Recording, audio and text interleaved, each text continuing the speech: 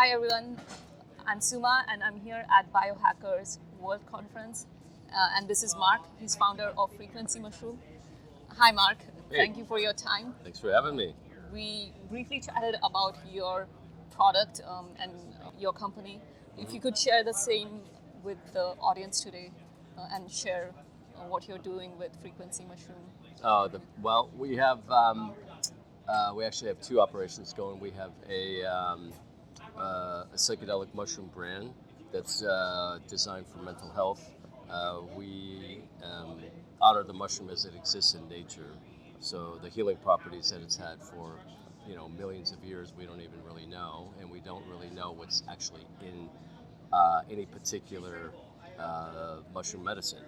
You can only test for things that you know of. You can't test for obviously things that you don't know. So that unknowing we just allow to happen. So it's come to us that our business models is basically based on honoring the mushroom and there's many different types of them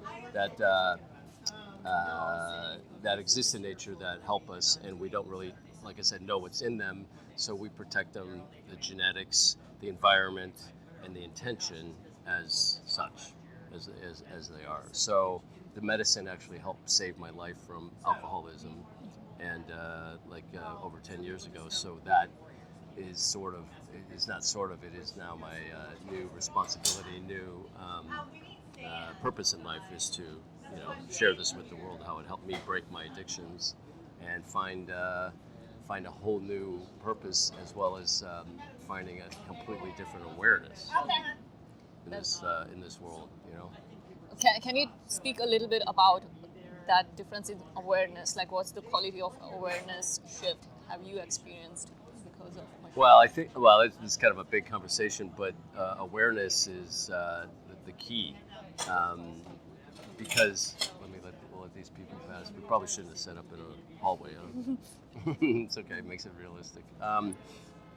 So becoming aware is really what we're doing. We're not really selling mushrooms. We're making people aware that we have them, because people are looking for us. They don't want to take pharmaceuticals. They don't want to.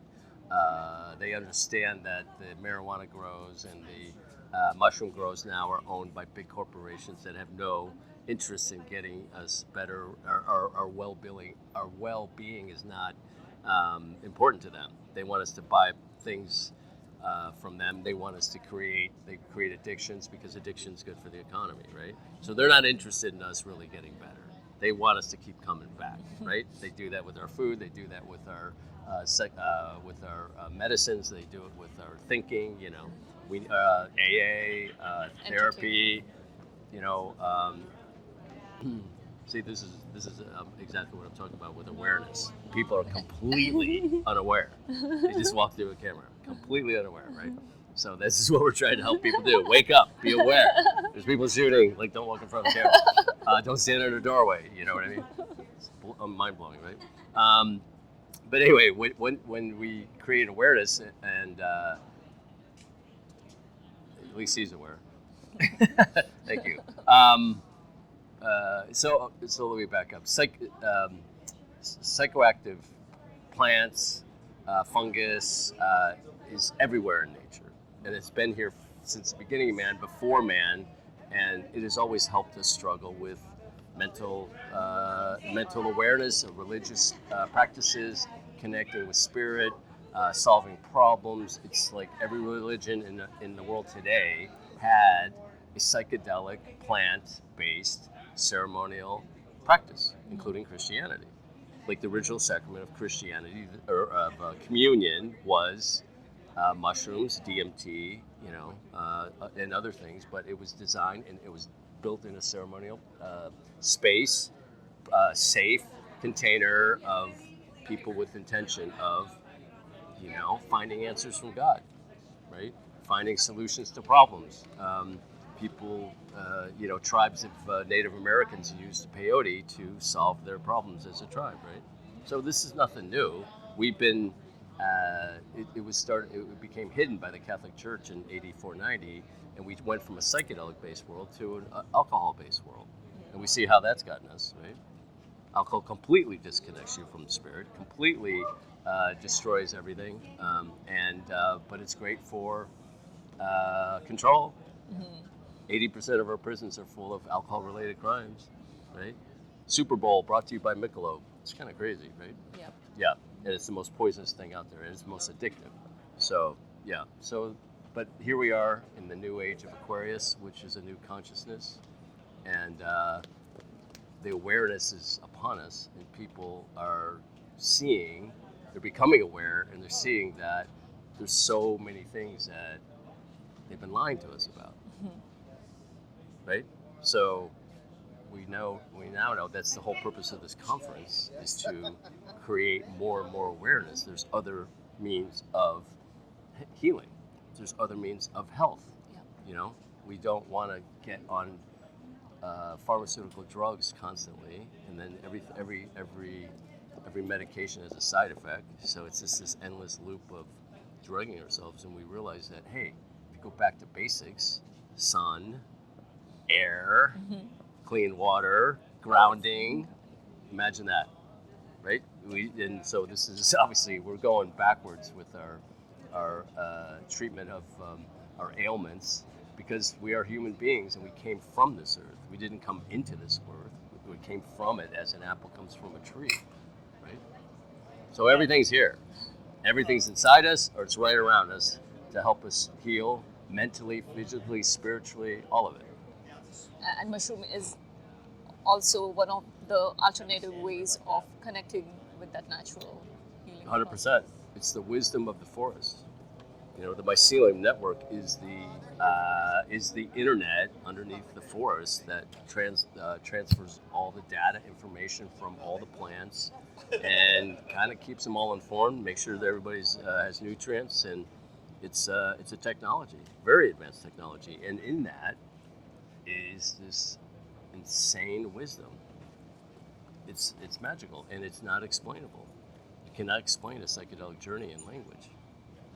There is no language. When you go in these realms, there's no language, there's no science, there's no mathematics. This is ridiculous. These are systems created by humans to try to quantify, measure, communicate the infinite.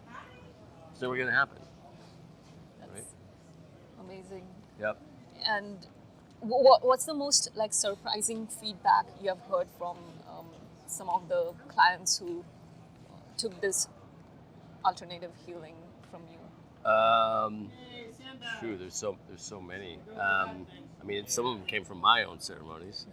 I get messages all the time of, I get direct, clean, truthful messages that are so obvious. Almost all these answers I found in anything, we already know, but we've forgotten them.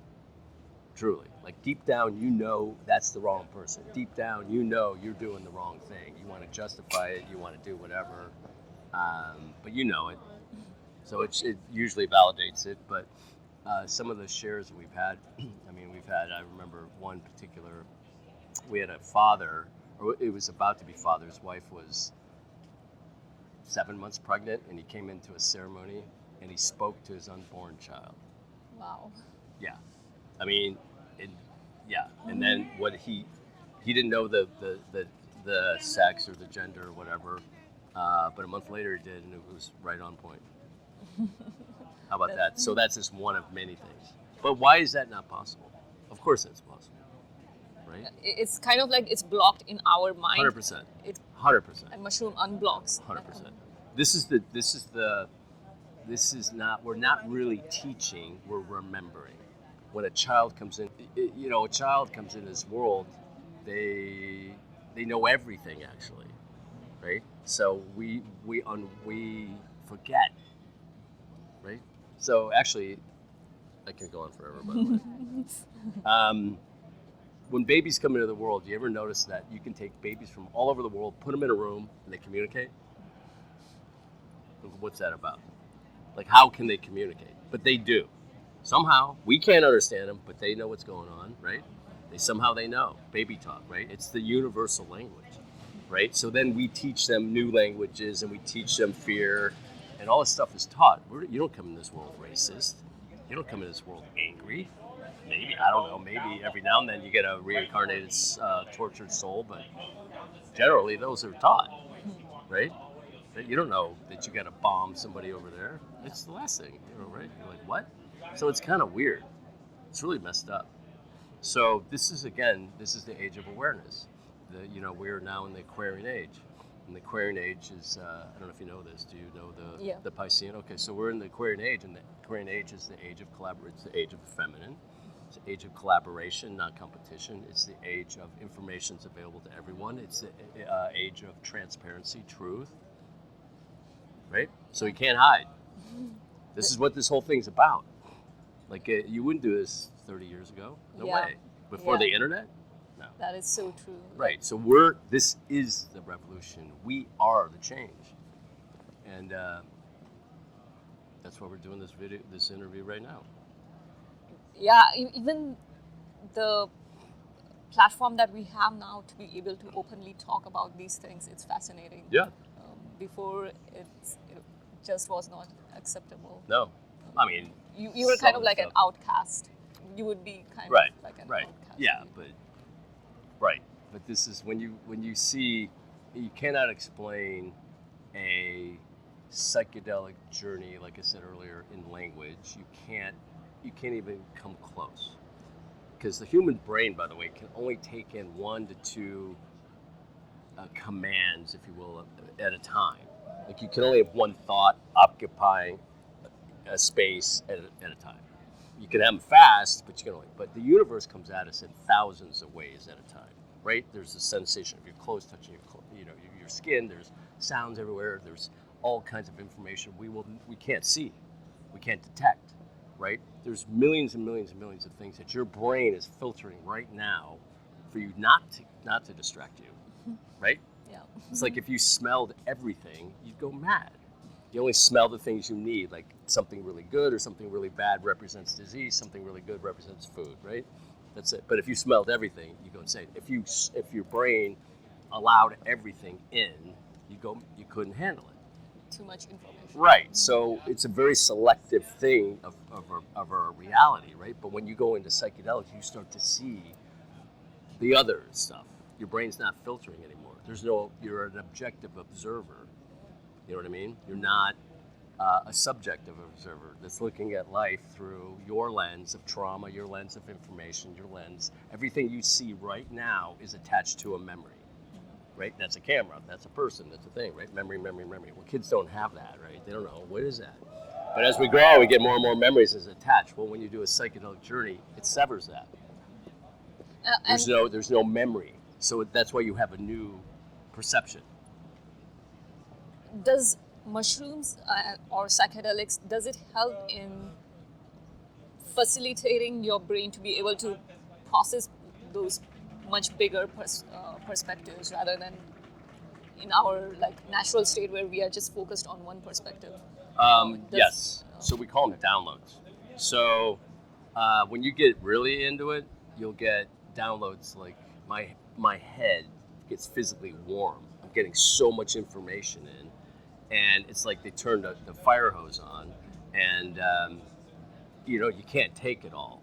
So, but what I'm getting at is you'll store it, and then throughout a month, maybe even 2 months, you get these little, we call them downloads.